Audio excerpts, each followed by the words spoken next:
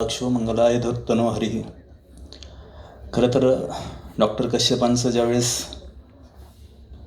या ठिकाणी पेपर सादरीकरण होतं त्यावेळेस पराग सरांनी त्यांना 20 मिनटं दिले होते. नंतर पुजारी सरांचं पेपर वाचन असताना त्यांना 15 मिनटं दिले होते आणि काही गोष्टी न बोलता असतात म्हणजे त्या 10 मिनटाच्या. त्यामुळे वाचकांच्याही मनात आनंद आणि मोरे महाराजांच्याही मनात आनंद.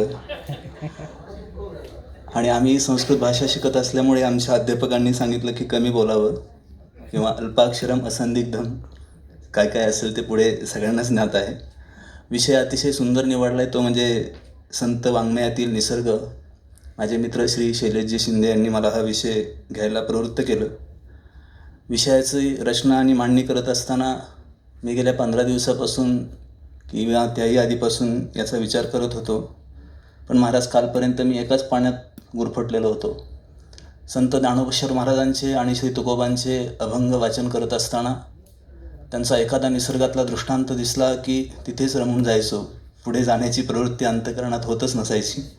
उभा आहे तरी पण तशीच अवस्था आहे. पण प्रयत्न करतो की त्या जे काही स्फुरलं आहे आणि थोड्याशा पद्धतीत लिखाण करण्याचा प्रयत्न केला ते तुमच्यासमोर मांडण्याचा मी प्रयत्न करतो.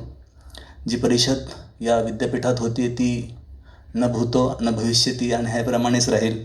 या ऐतिहासिक परिषदेचे आपण सर्वजण साक्षीदार आहात. सकाळीच आपण पहिल्या बीजभाषणाच्या कार्यक्रमात सगळ्यांनी सगळं ऐकलं आणि माझ्याही वाट्याला हा योग या ठिकाणी आला.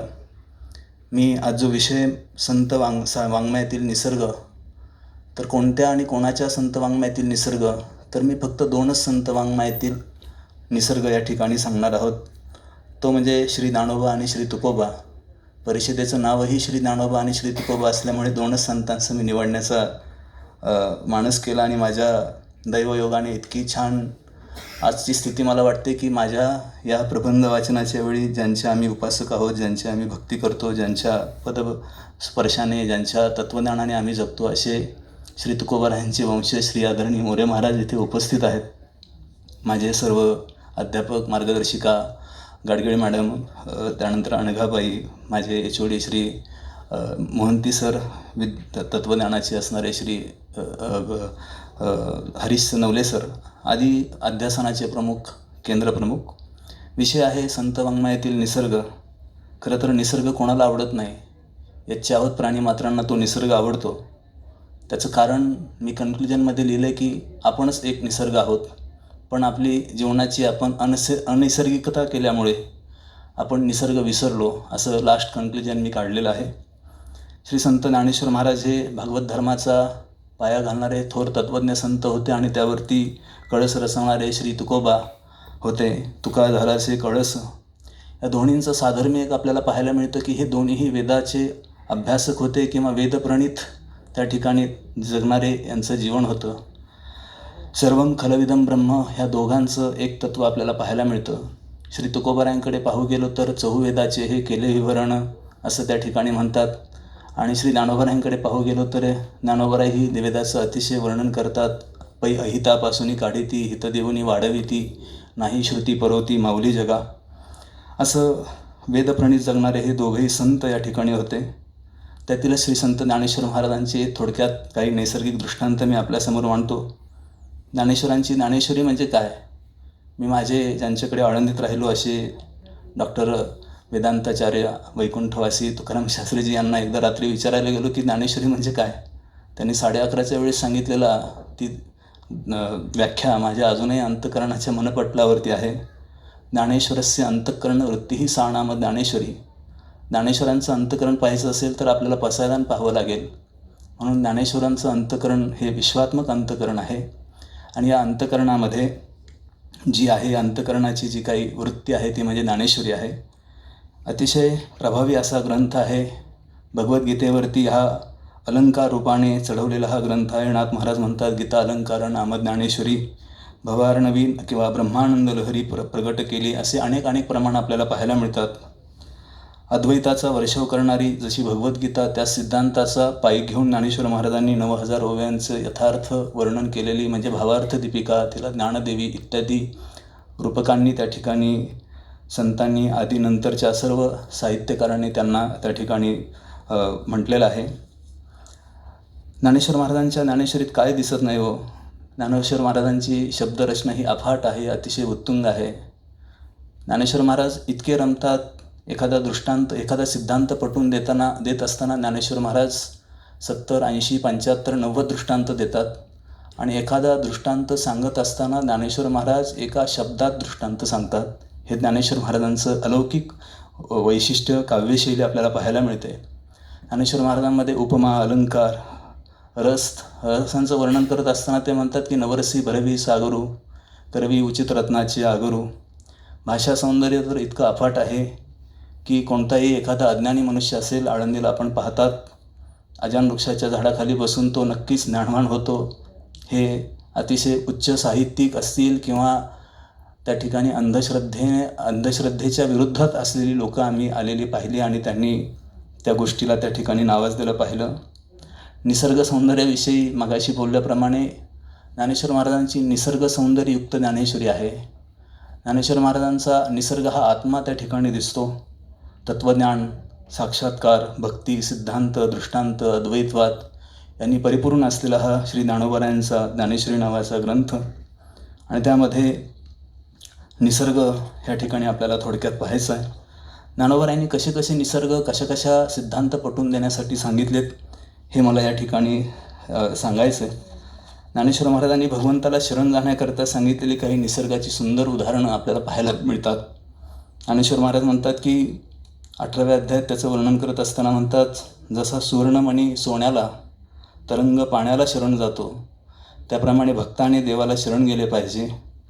तरंगात जसे पाण्या वाचून काहीच नसतं, तसं भक्ताच्या ठिकाणी जीवभावाचा लेश नसावा, असा महान शरण जाण्याचा सिद्धांत ज्ञानेश्वर महाराज सोन्याचं आणि पाण्याचा दृष्टांत देऊन त्या ठिकाणी सांगतात. सुवर्णमणी सोनिया, एक कल्लोळ जैसा पाणिया, तैसा मज धनंजया शरण येतू. ज्ञानोबारायांची ही ओवी आपल्याला 18व्या अध्यायातील 1400 क्रमांकाची पाहायला मिळते. त्याचप्रमाणे तमेव शरणं गच्छ सर्व भावेन भारत, तत्प्रसादात पराम शांती स्थानं प्राप्स्यसि शाश्वतम या भगवद्गीतेच्या श्लोकावरती 18व्या अध्यायातील 62 क्रमांकाचा श्लोक, यावरती ज्ञानोबारायांनी तर किती छान ओवी, पहिलीच ओवी लिहिलेली दिसते. ती ओवी, तया अहम वाचा चित्त अंग देवनिया शरण रिघ, खालचं पद पहा, महोदधिका गांग रिगाले जैसे. महोदधिका गांग रिगाले जैसे म्हणजे ज्ञानोबारायांना सांगायचं की जसं गंगा नदी सागराकडे अतिशय अनन्य भावाने अधीरतेने जात असते, तसं भगवंताला शरण जाण्याकरता आपण अहम, वाचा, चित्त, अंग या चारही गोष्टी त्या ठिकाणी देऊन गेल्या पाहिजेत. तसं तर आत्तापर्यंतच्या संस्कृत वाङ्मयामध्ये, संत साहित्यामध्ये 3च वाचिकता सांगितल्यात, कायिक, वाचिक आणि मानसिक रीतीनेच भगवंताला शरण गेलं पाहिजे. ज्ञानोबारायांनी इथे एक एक्स्ट्रा सांगितलं आहे, ते म्हणजे अहंकार ह्या ठिकाणी सांगितलेलं आपल्याला पाहायला दिसतो. अहम, वाचा, चित्तंग. तर या ठिकाणी भगवंताला शरण जाण्यासाठी हे पाण्याचा दृष्टांत, सोन्याचा दृष्टांत, नदीचा दृष्टांत दिलेला आपल्याला दिसतो. आत्मानुभव सांगत असतानाही ज्ञानोबाराय निसर्गाला विसरलेले दिसत नाहीत बरं का. खरं तर वेदांतशास्त्रात आत्मानुभव सांगणं अवघड असतं, पण ज्ञानोबाराय तरीही आत्मानुभव खूप छान सांगतात. आत्मज्ञानाचा सूर्य एकदा उगवला की त्याला पुन्हा कधी अस्त नसतो. ज्ञानीपुरुषाला तसा नित्य उदय असतो. हे ज्ञानोबाराय आत्मानुभव किंवा ज्ञानीपुरुषाला नेहमी उदयच असतो असं ज्ञानोबाराय सांगतात. सुसग सूर्यकिरणांच्या राशी, जो नित्य उदयो ज्ञानियासी, अस्तमनाचे जयासी नाव नाही. भगवंताचेही वर्णन करत असताना ज्ञानोबारायांनी त्यांच्या गाथ्यामध्ये वर्णन केले. चंदन जेवी भरला, अश्वत्थ फुलला, तैसा म्या देखीला निराकार ओ माय. नामस्मरणासाठी वर्णन केले. अशा ज्ञानोबारायांच्या अनेक गोष्टींचं वर्णन आपल्याला पाहायला मिळतं. महाराज फक्त 1 मिनिट घेतो. जगद्गुरू तुकोबारायांचाही त्या ठिकाणी अतिशय महान विचार आपल्याला निसर्गाविषयी पाहायला मिळतात. ज्ञानोबारायांचे 5000हून अधिक दृष्टांत पाहायला मिळतात. जगद्गुरू तुकोबारायांच्या गाथ्याचं अवलोकन केलं तर 2000हून अधिक दृष्टांत निसर्गाचे पाहायला मिळतात. कामधेनूविषयी म्हणतात की कामधेनूचे वासरू खाया न मिळे काय करू. गायीविषयी तुकोबाराय बोलत असताना म्हणतात, पोसी वांज गाय, तेथे कैसी दूध साय. अनेक प्राण्याविषयी ज्ञानोबारायांनी त्या ठिकाणी दृष्टांत दिलेले दिसतात किंवा स्पष्टता आपली व्यक्त केलेली दिसते. हिऱ्याविषयी म्हणतात, हिरा ठेविता ऐरणी, वाचे मारिता जो धणी. परिसाविषयी पण म्हणतात, चंदनाचे हात पायही चंदन, परिसा नाही ही न कोणी अंग. कल्पतरूविषयी बोलत असताना म्हणतात, कल्पतरू अंगी इच्छिले ते फळ, अभागी दुर्बळ भावी सिद्धी. पिंपळाविषयी पण म्हणतात, आहारे भाई गंगा नव्हे जळ, वृक्ष नव्हे वड पिंपळ. बीजाविषयी बोलत असताना तुकोबराय म्हणतात, तुका म्हणे मोड दावी, तैशी फळे आली व्हावी. असे अनेक वृक्ष, फल, वेली इत्यादींसाठी जगद्गुरू तुकोबरायांनी निसर्गाचे अनेक 2000हून अधिक दृष्टांत आपल्या गाथ्यामध्ये दिलेले दिसतात.